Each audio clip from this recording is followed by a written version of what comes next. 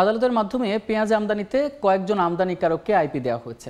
এই সিদ্ধান্ত বাতিল করে পেঁয়াজ আমদানিতে উন্মুক্ত আইপি দেওয়ার দাবি চাঁপাইনবাবগঞ্জের সোনা মসজিদ স্থলবন্দরের আমদানিকারকদের। বিস্তারিত জানাতে সোনা মসজিদ স্থলবন্দর থেকে যুক্ত হচ্ছেন সহকর্মী জাহাঙ্গীর আলম। সরাসরি যুক্ত হচ্ছে তার সঙ্গে। জাহাঙ্গীর,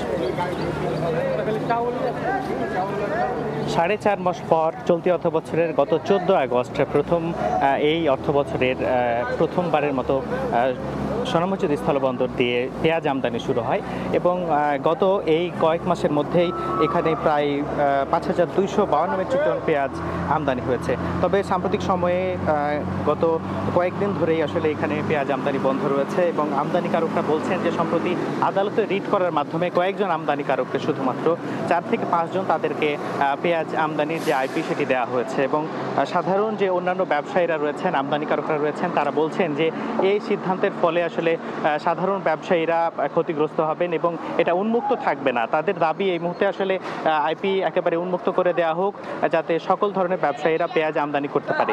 আদালতের মাধ্যমে যে কয়েকজন ব্যবসায়ী আমদানি করার আইপি পেয়েছেন তারা সবাই মূলত চাঁপাইনবাবগঞ্জের এবং শিবগঞ্জের বাসিন্দা এবং সাধারণ ব্যবসায়ীরা, আমদানিকারকরা বলছেন যে কয়েকজনের হাতে আসলে একেবারেই জিম্মি হয়ে পড়বে এই পেঁয়াজ আমদানি কার্যক্রম।